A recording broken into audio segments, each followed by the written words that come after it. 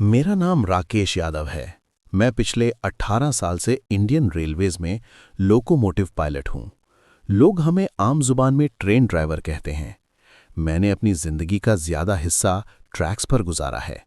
दिन हो या रात, गर्मी हो या तूफान, मैंने हर तरह के रूट देखे हैं। लेकिन जो घटना 2016 की एक सर्दी भरी रात को मेरे साथ हुई, उसने मुझे अंदर से हिला दिया। उस वक्त मेरी ड्यूटी इंडियन रेलवेज के नॉर्दर्न जोन में लगी हुई थी। रूट था कानपुर से लखनऊ तक का। ये रूट आमतौर पर शांत रहता है, लेकिन बीच में एक पुराना स्ट्रेच आता है जिसे ड्राइवर्स आपस में काला पुल सेक्शन कहते हैं। ऑफिशियल नाम कुछ और होगा, लेकिन रेलवे स्टाफ के बीच उस जगह की अलग ही पहचान है। दिसंबर का महीना था। रात के करीब 1:40 बज रहे थे। ठंड इतनी ज्यादा थी कि इंजन के कैबिन में भी सांस से धुआं निकल रहा था। मेरे साथ असिस्टेंट लोको पायलट इमरान था। हम दोनों ने सिग्नल क्लियर देखा और ट्रेन धीरे धीरे उस सुनसान हिस्से में घुसने लगी। जैसे ही हम उस पुराने पुल के पास पहुंचे, अचानक मुझे आगे ट्रैक पर कोई सफेद सा साया खड़ा दिखाई दिया। पहले मुझे लगा कोई आदमी है, शायद कोई पागल या शराबी जो ट्रैक पर आ गया हो। मैंने तुरंत हॉर्न बजाया। एक लंबी तेज आवाज अंधेरे में गूंज उठी, लेकिन वो साया हिला तक नहीं। इमरान ने भी देखा। उसने घबराकर कहा, सर, इमरजेंसी ब्रेक लगाइए। मैंने बिना देर किए ब्रेक मार दी। इतनी भारी ट्रेन को रुकने में वक्त लगता है। व्हील से चिंगारी निकली, कैबिन में झटका लगा। लेकिन अजीब बात यह हुई, जहां मुझे वो साया दिख रहा था, ट्रेन वहां पहुंचते पहुंचते वो चीज गायब हो चुकी थी। ट्रेन रुक गई। बाहर घना कोहरा था। हम दोनों टॉर्च लेकर नीचे उतरे। ठंड में हवा चीख रही थी। ट्रैक बिल्कुल खाली था, ना कोई आदमी, ना पैरों के निशान। लेकिन फिर मैंने कुछ देखा। ट्रैक के बिल्कुल बीच में एक पुरानी लाल चुन्नी पड़ी थी, बिल्कुल साफ, जैसे अभी अभी रखी गई हो। उस पर हल्की सी गीली मिट्टी लगी थी, लेकिन आसपास मिट्टी पर कोई पैरों के निशान नहीं थे। मेरे हाथ कांप गए। इमरान ने धीरे से कहा, सर, ये वही जगह है ना? मैं समझ गया वो क्या कहना चाहता है। 3 साल पहले इसी सेक्शन में एक लड़की ने ट्रेन के आगे कूदकर जान दे दी थी। तब मैं इस रूट पर नहीं था, लेकिन कहानी सब ड्राइवर्स ने सुनी थी। कहते हैं उस रात भी इंजन ड्राइवर ने सफेद कपड़ों में एक लड़की को ट्रैक पर खड़ा देखा था। हमने चुन्नी उठाई और कैबिन में ले आए ताकि स्टेशन पर रिपोर्ट कर सकें। जैसे ही मैं वापस इंजन स्टार्ट करने लगा, कैबिन का टेम्परेचर अचानक और ठंडा हो गया। ऐसा लगा जैसे किसी ने फ्रीजर खोल दिया हो। विंडोज बंद थीं, फिर भी ठंडी हवा का झोंका मेरे कान के पास से गुजरा। और तब मुझे अपने बिल्कुल पीछे से एक हल्की सी आवाज सुनाई दी। रोक क्यों दिया? मेरी रीढ़ की हड्डी तक सनसर गई। कैबिन में सिर्फ मैं और इमरान थे। इमरान फ्रंट पैनल की तरफ देख रहा था। उसने कुछ नहीं सुना।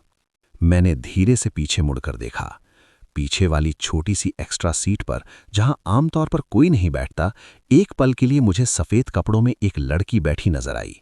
बाल गीले जैसे, चेहरा पीला, आंखें सीधा मुझे घूर रही थीं। मैं चीख पड़ा। इमरान ने तुरंत पीछे देखा, लेकिन वहां कोई नहीं था। कैबिन में सिर्फ वो लाल चुन्नी सीट पर पड़ी थी। अगला सिग्नल रेड हो गया, जबकि कंट्रोल रूम से हमें क्लियर लाइन मिली थी। रेडियो पर कांटेक्ट किया तो उन्होंने कहा सिग्नल में कोई प्रॉब्लम नहीं है, सब ग्रीन शो हो रहा है। उस रात हम किसी तरह अगले स्टेशन तक पहुंचे। मैंने पूरा इंसिडेंट लिखित में दिया। मेंटेनेंस टीम ने सिग्नल चेक किया, कोई फॉल्ट नहीं मिला। ट्रैक पर किसी के होने का कोई रिकॉर्ड नहीं।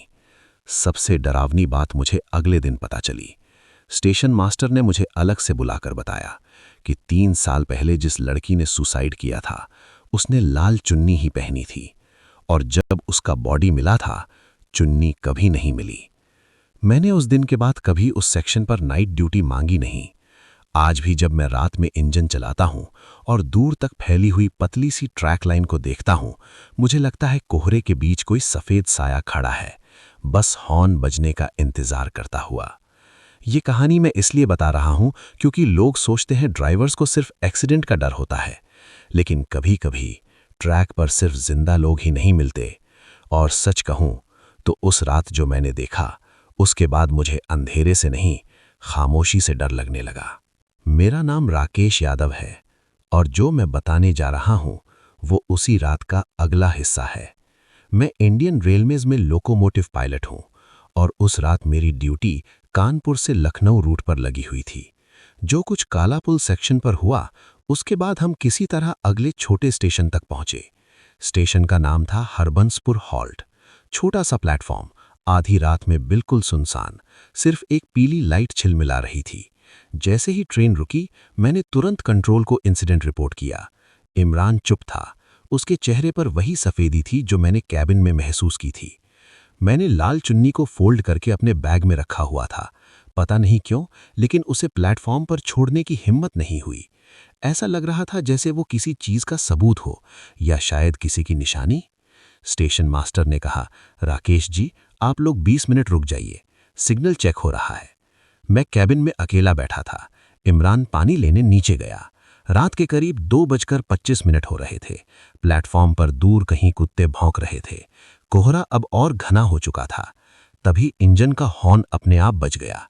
मैं झटके से खड़ा हो गया। मेरे हाथ कंट्रोल से दूर थे। हॉर्न का लेवर बिल्कुल अपनी जगह पर था। फिर भी एक लंबी खिंचती हुई आवाज अंधेरे में गूंज उठी। मैंने तुरंत बाहर झांका। प्लेटफॉर्म पर कोई नहीं था। इमरान भागता हुआ वापस आया। सर, आपने हॉर्न क्यों बजाया? मैंने धीरे से कहा, मैंने नहीं बजाया। उसकी आंखों में डर साफ था। सिग्नल ग्रीन हो गया। हमें आगे बढ़ने का ऑर्डर मिला। जैसे ही ट्रेन दोबारा चलने लगी, मुझे रियर व्यू मिरर में कुछ अजीब दिखाई दिया। आखिरी डब्बे के पास प्लेटफॉर्म के किनारे पर एक सफेद सा साया खड़ा था। वो हमें देख रहा था। ट्रेन तेज होने लगी। साया धीरे धीरे कोहरे में घुल गया। मैं खुद को समझा रहा था, थकान है, दिमाग का धोखा है। लेकिन फिर कैबिन में रखा मेरा बैग हल्का सा हिलने लगा, जैसे अंदर कुछ मूवमेंट हो। मैंने तुरंत बैग खोला।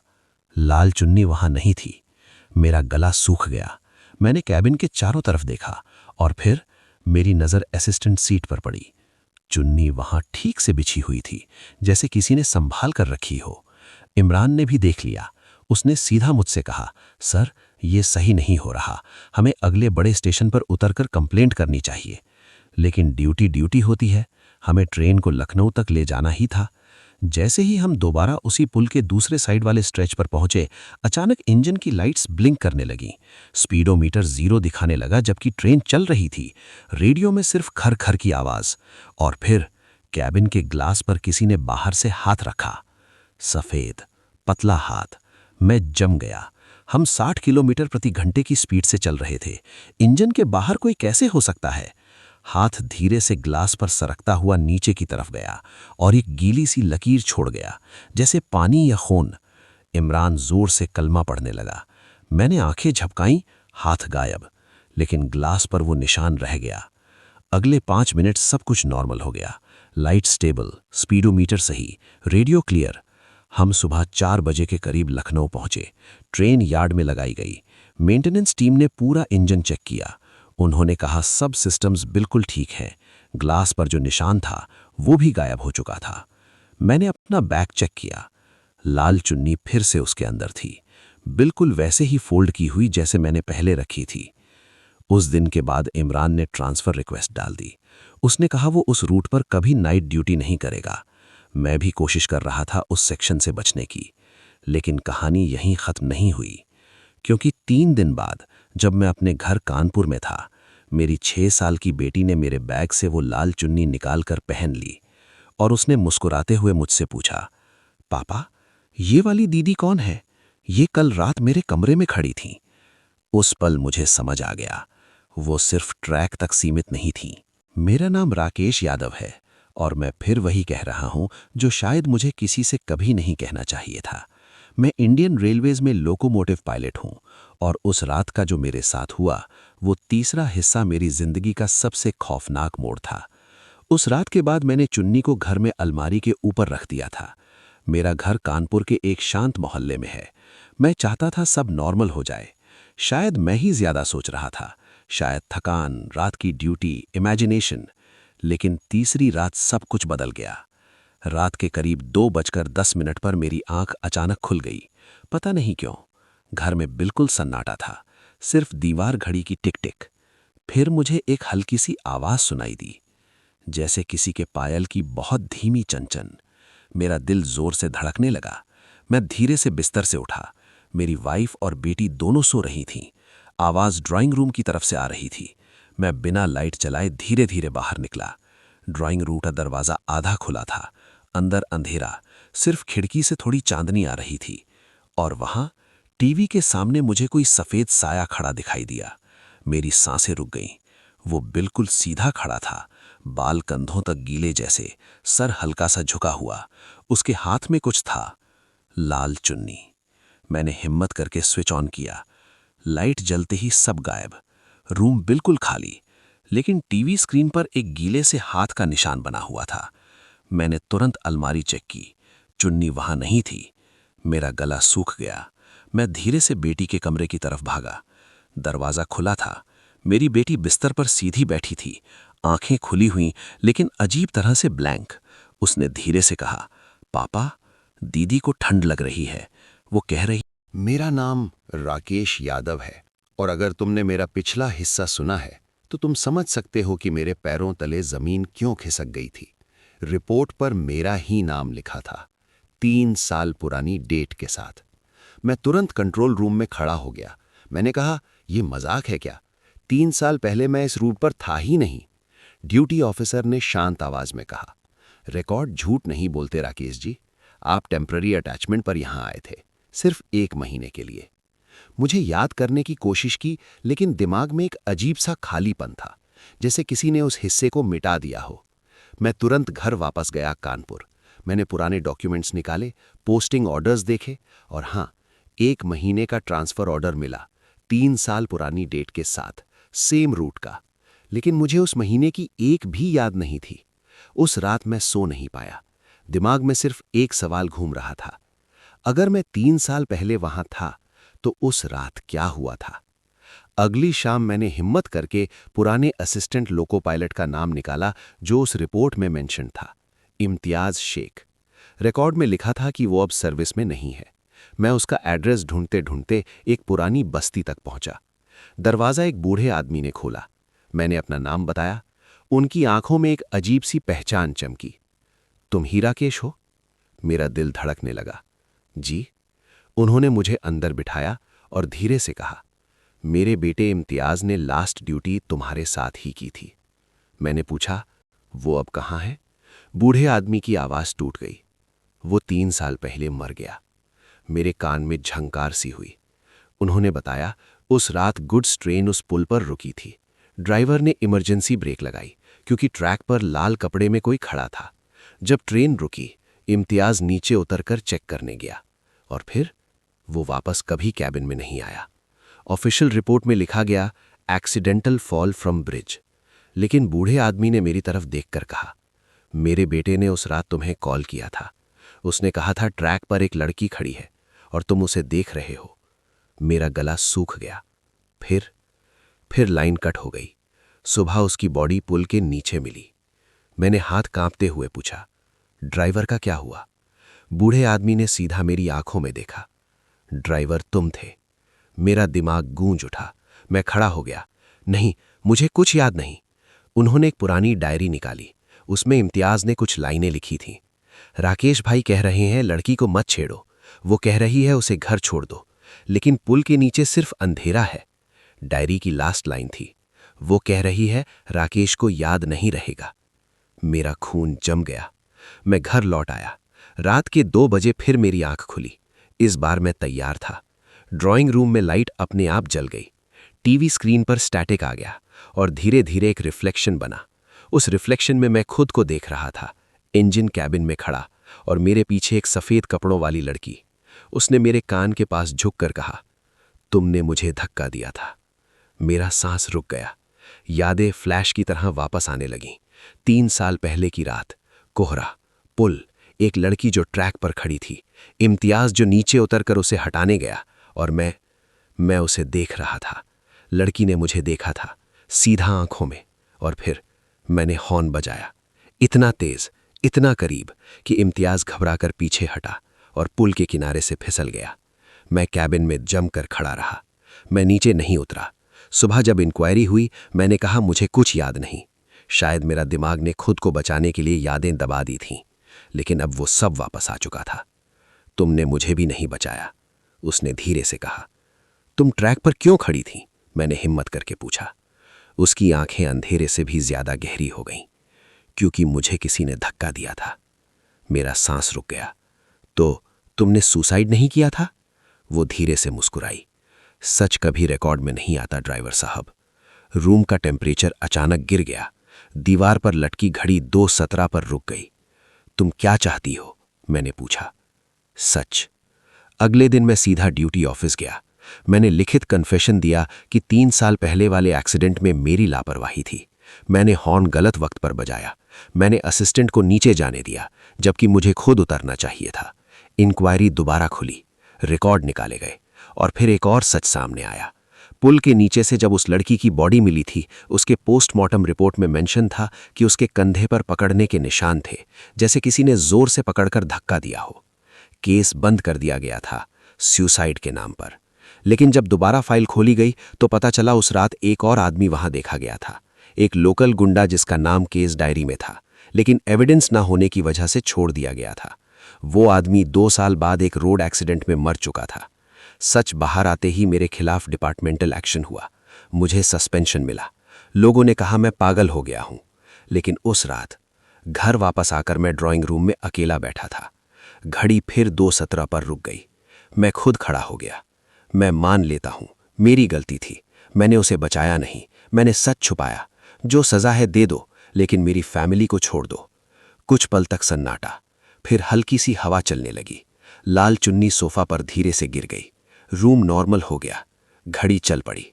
उस रात के बाद मैंने उसे फिर कभी नहीं देखा। लेकिन कहानी का सबसे अजीब हिस्सा यह है, सस्पेंशन के दौरान मैं एक दिन पुल के पास गया। दिन का वक्त था, सूरज तेज चमक रहा था। मैंने नीचे खड़े होकर पुल को देखा। वहां एक छोटा सा फूलों का हार लटका था, बिल्कुल नया। उस पर छोटी सी चिट्ठी लगी थी, सच बोलने के लिए शुक्रिया। नीचे कोई नाम नहीं था। मैं आज भी श्योर नहीं हूं कि वो लड़की की आत्मा थी या मेरा अपना ज़मीर। मैं वापस सर्विस में आ गया हूं, अब भी ट्रेन चलाता हूं, लेकिन जब भी हॉर्न बजाता हूं, एक पल के लिए रुककर सोचता हूं, कहीं किसी की जिंदगी उस आवाज से टूट ना जाए। अगर तुम कभी रात में ट्रेन में सफर कर रहे हो और किसी सुनसान पुल पर अचानक ट्रेन की स्पीड धीमी हो जाए, तो शायद कोई ड्राइवर अपने पास्ट से बचने की कोशिश कर रहा हो।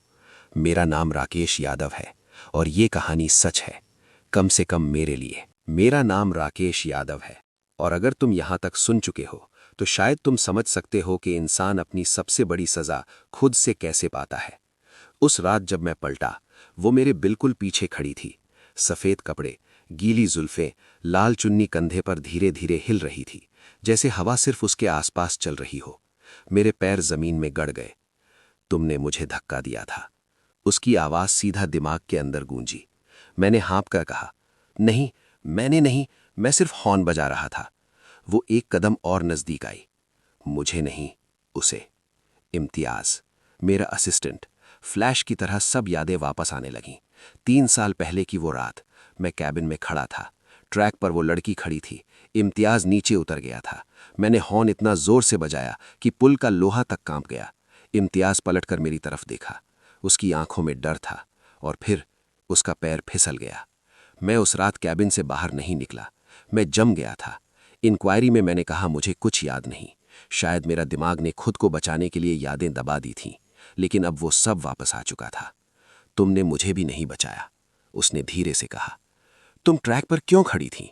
मैंने हिम्मत करके पूछा। उसकी आंखें अंधेरे से भी ज्यादा गहरी हो गईं। क्योंकि मुझे किसी ने धक्का दिया था। मेरा सांस रुक गया। तो तुमने सुसाइड नहीं किया था? वो धीरे से मुस्कुराई। सच कभी रिकॉर्ड में नहीं आता ड्राइवर साहब। रूम का टेम्परेचर अचानक गिर गया। दीवार पर लटकी घड़ी 2:17 पर रुक गई। तुम क्या चाहती हो? मैंने पूछा। सच। अगले दिन मैं सीधा ड्यूटी ऑफिस गया।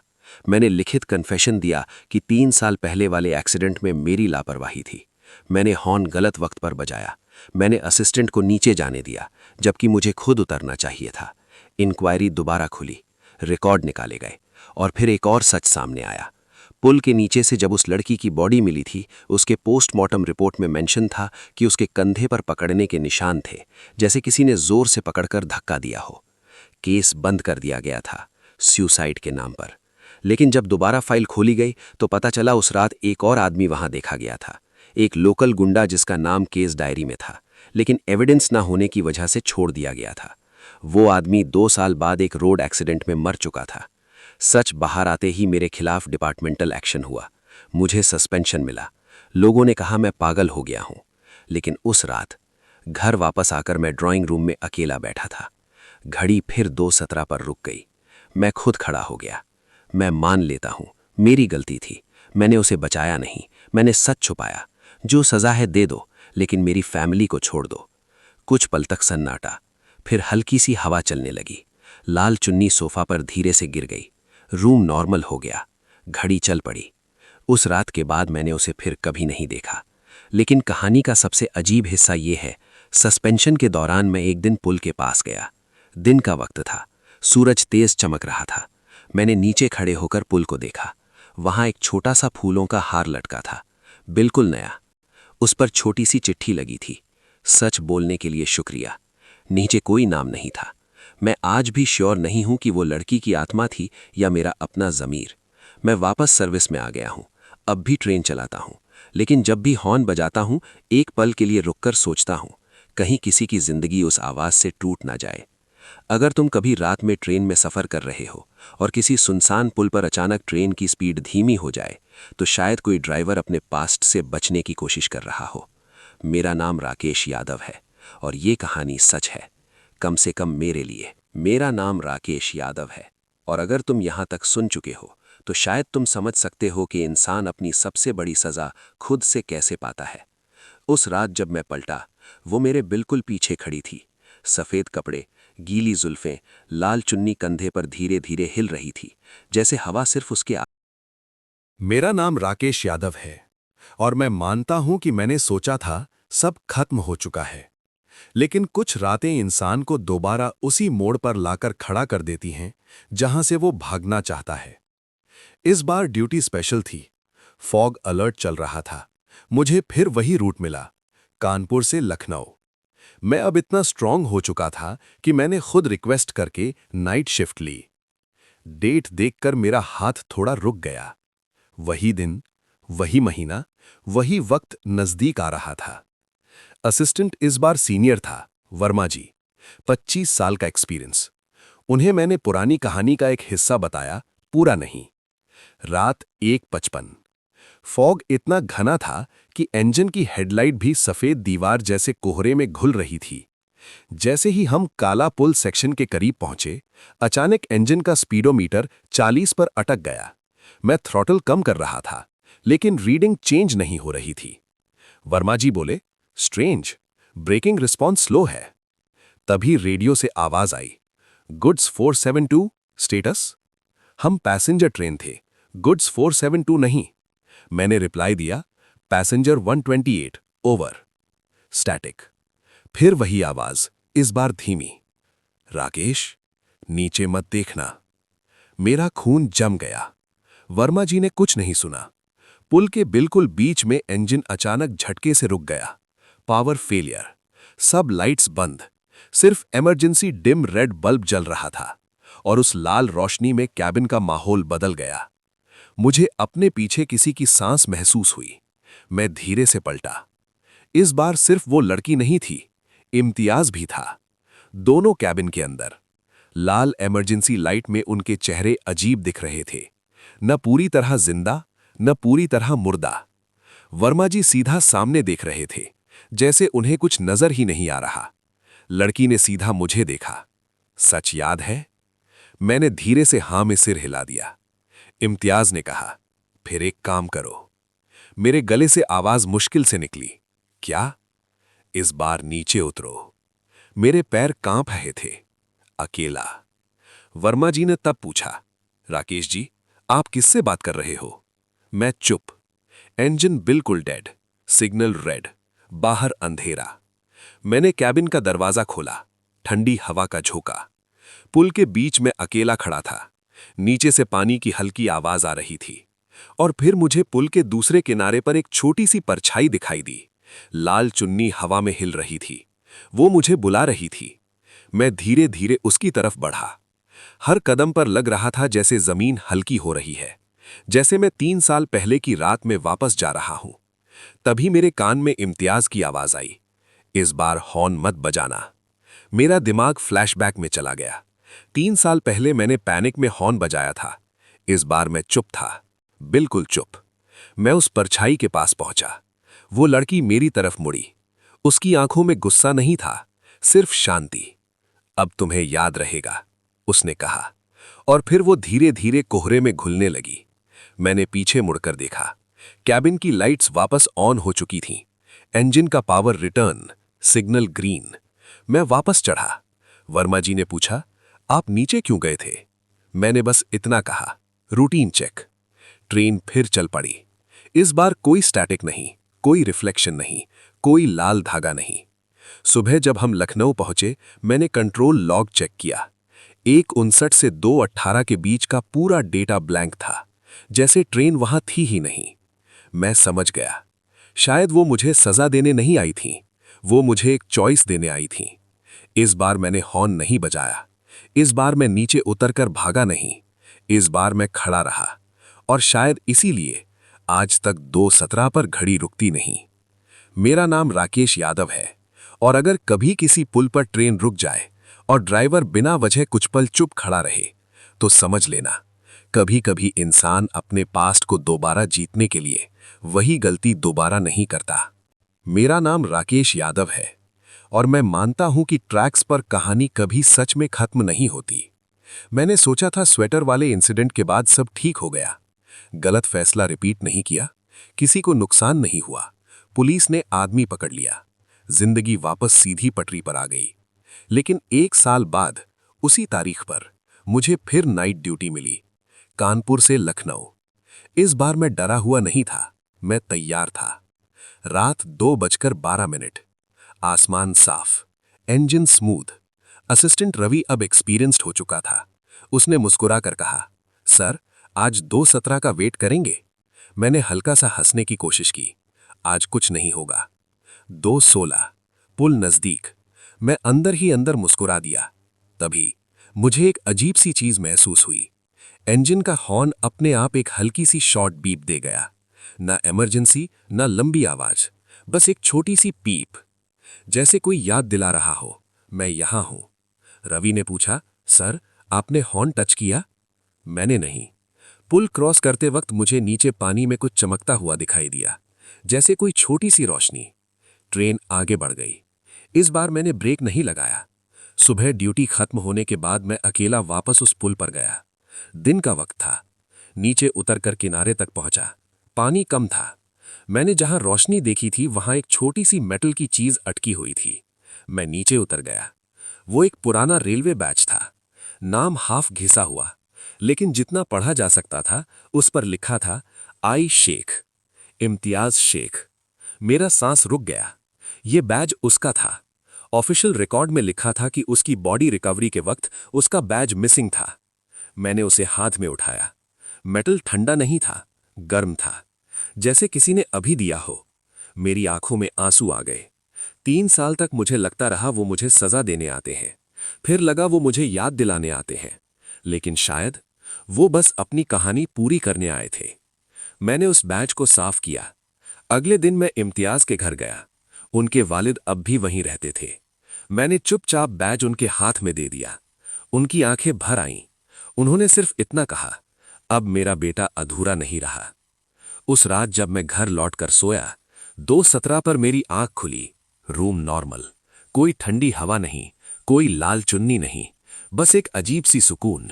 और मुझे हल्की सी आवाज सुनाई दी, अब ठीक है। उसके बाद कभी कुछ नहीं हुआ। आज कई साल बीत चुके हैं। मैं अब भी इंडियन रेलवेज में ड्यूटी करता हूं, और हर बार जब पुल के पास पहुंचता हूं, मैं एक पल के लिए आंखें बंद करता हूं। ना माफी मांगने के लिए, ना डर के लिए, बस याद के लिए। क्योंकि कुछ आत्माएं इंसान को बर्बाद करने नहीं, उसे बेहतर बनाने के लिए लौट कर आती हैं। मेरा नाम राकेश यादव है, और अब कहानी यहीं खत्म होती दिख रही है। लेकिन ट्रैक्स पर कहानियां कभी पूरी तरह खत्म नहीं होती। मेरा नाम राकेश यादव है, और मैंने खुद से वादा किया था कि कहानी खत्म हो चुकी है। बैज वापस मिल गया, फूल चढ़ गए, 2:17 शांत बीतने लगा, जिंदगी सीधी पटरी पर आ गई। लेकिन एक रात कंट्रोल से कॉल आया, राकेश जी, आज आपको स्पेशल इंस्पेक्शन रन करना है। Light engine, same section, Kanpur से लखनऊ, अकेले। मैंने हाँ कर दिया। कभी कभी इंसान को अपनी कहानी का लास्ट पेज खुद लिखना पड़ता है। रात 1:48। इंजन में सिर्फ मैं था, कोई असिस्टेंट नहीं। कैबिन ज्यादा खाली लग रहा था। हर आवाज तेज सुनाई दे रही थी। रिले का क्लिक, व्हील का रिदम, हवा की हल्की सी सीटी। 2:12, पुल नजदीक। आज न डर था न बेचैनी, सिर्फ एक गहरी सांस। 2:16, मैं पुल पर चढ़ गया। 2:17, इस बार घड़ी नहीं रुकी, इंजन नहीं बंद हुआ, सिग्नल ग्रीन। मैं अंदर ही अंदर मुस्कुरा दिया।